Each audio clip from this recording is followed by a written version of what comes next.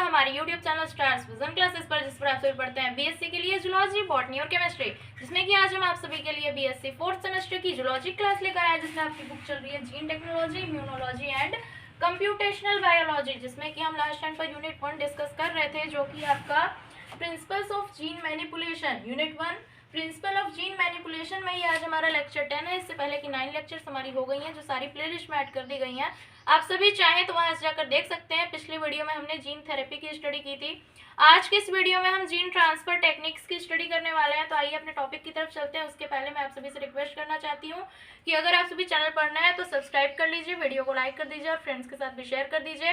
Notes से related अगर आप सभी को कोई भी हेल्प चाहिए तो आप सभी हमारे टेलीग्राम चैनल को ज्वाइन कर सकते हैं। आइए टॉपिक की तरफ चलते हैं। क्या है हमारा टॉपिक? जीन ट्रांसफर टेक्निक्स, यानी कि जीन ट्रांसफर की क्या क्या टेक्निक्स होती हैं, कौन कौन से मेथड्स होते हैं, उनके बारे में आज हम स्टडी करने वाले हैं। The process of insertion of desired DNA or desired genes into the animal cells or early embryo is called gene transfer। यानी कि सबसे पहले हम डेफिनेशन जानेंगे जीन ट्रांसफर होता क्या है।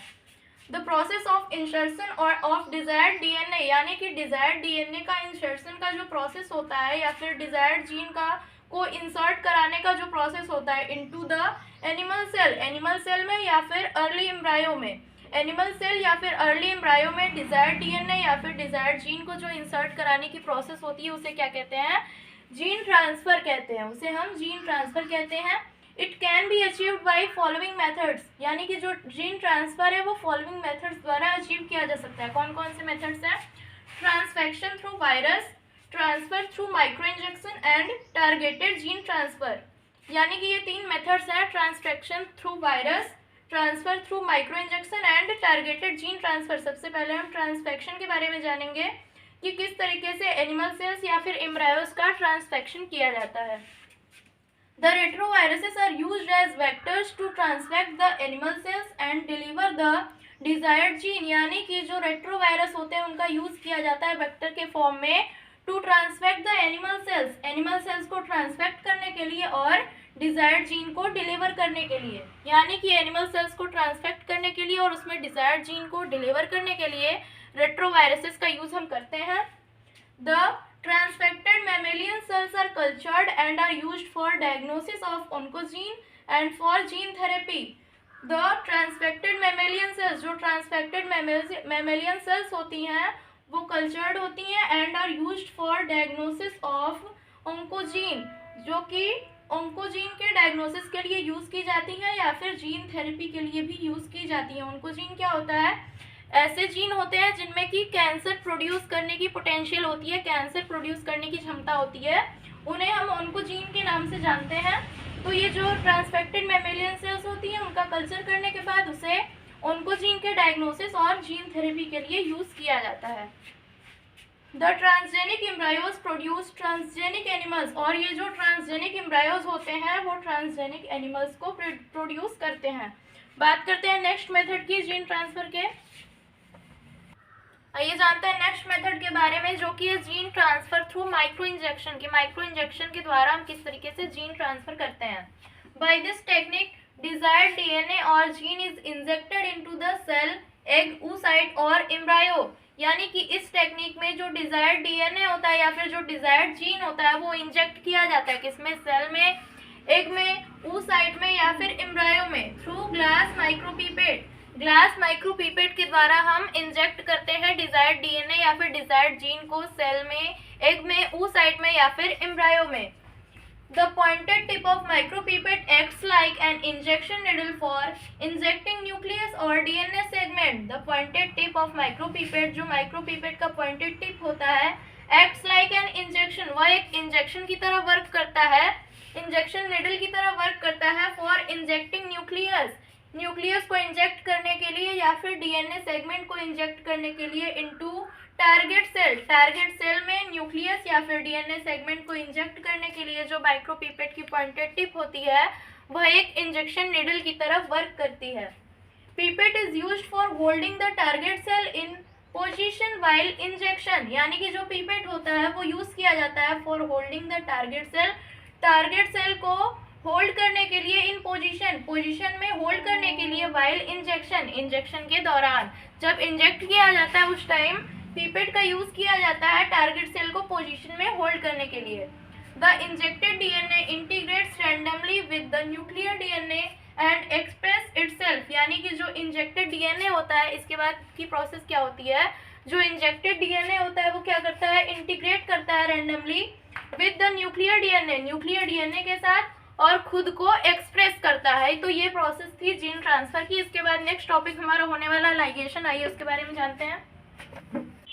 आइए जानते हैं लाइगेशन के बारे में। क्या होता है लाइगेशन?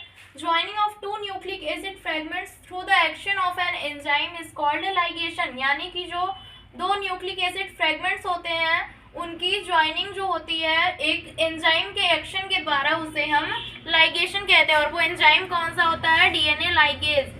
डीएनए लाइगेज के द्वारा टू न्यूक्लिक एसिड फ्रेगमेंट्स की ज्वाइनिंग को हम क्या, उस प्रोसेस को हम क्या कह सकते हैं? Ligation. It is an essential procedure in the molecular cloning of DNA। यह molecular cloning of DNA में एक essential procedure होता है, यानी कि DNA की जो molecular cloning होती है उसका यह एक महत्वपूर्ण प्रक्रिया होती है जो ligation process होता है। During DNA replication Okazaki segment of DNA joins by this process। और DNA replication के दौरान जो DNA के ओकाजाकी सेगमेंट्स होते हैं वो भी इसी प्रोसेस द्वारा ज्वाइन होते हैं। There are two types of DNA ligation. और डीएनए का जो लाइगेशन होता है वो टू टाइप का होता है। कौन कौन सा? Sticky end ligation and blunt end ligation. तो सबसे पहले हम स्टाइकी एंड लाइगेशन के बारे में बात करेंगे। The restriction enzymes creating a staggered cut leads to two sticky ends और ओवरहैंगिंग एंड्स, यानी कि जो रिस्ट्रिक्शन एंजाइम होते हैं वह एक स्टैगर्ड कट क्रिएट करते हैं, Leeds to two sticky ends, जिससे कि टू स्टाइकी एंड्स या फिर ओवरहैंगिंग एंड्स का फॉर्मेशन हो जाता है। The ligation between two sticky ends with matching और complementary bases is called sticky end ligation, यानी कि जो लाइगेशन टू स्टाइकी एंड्स या एंड्स के बीच में होता है विथ मैचिंग और कम्प्लीमेंट्री बेसिस, मैचिंग या फिर कम्प्लीमेंट्री बेस के द्वारा टू स्टाइकी एंड्स में जो लाइगेशन की प्रोसेस होती है उसी को हम क्या कहते हैं? स्टाइकी एंड्स लाइगेशन कहते हैं। आइए नेक्स्ट की बात करते हैं ब्लंट एंड लाइगेशन की।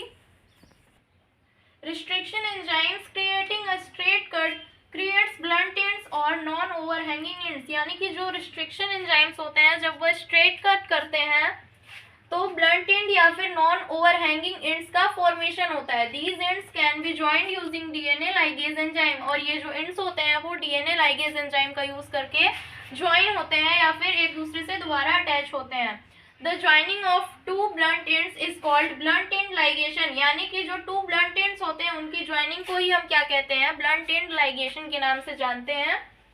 This does not need matching और कम्प्लीमेंट्री एंड्स फॉर लाइगेशन। और ये जो ब्लंट एंड लाइगेशन होता है इसमें मैचिंग या फिर कम्प्लीमेंट्री एंड्स की जरूरत नहीं होती है लाइगेशन प्रोसेस के लिए। जैसा कि हमने स्टाइकी एंड्स लाइगेशन में पढ़ा कि उसमें कम्प्लीमेंट्री या फिर मैचिंग एंड्स की जरूरत होती है लाइगेशन प्रोसेस के लिए, ऐसा ब्लंट एंड लाइगेशन में नहीं होता है। सो स्टूडेंट्स, हमारी आज की वीडियो में बस इतना ही। आई होप आप सभी को जीन ट्रांसफर टेक्निक्स और लाइगेशन वाला टॉपिक अच्छे समझ में आ गया होगा। वीडियो अच्छी लगी तो कमेंट करके जरूर बताएं कि आप सभी को वीडियो कैसी लगी, और वीडियो को लाइक भी कर दें, फ्रेंड्स के साथ शेयर भी कर दें। नोट से रिलेटेड कोई भी हेल्प चाहिए तो आप सभी हमारे टेलीग्राम चैनल को ज्वाइन कर सकते हैं। हमारा व्हाट्सएप चैनल भी क्रिएट कर दिया गया है जिस पर कि आप सभी को सारी वीडियोस की नोटिफिकेशन प्रोवाइड करा दी जाती है, तो आप सभी हमारे व्हाट्सएप चैनल को भी ज्वाइन कर सकते हैं। थैंक्स।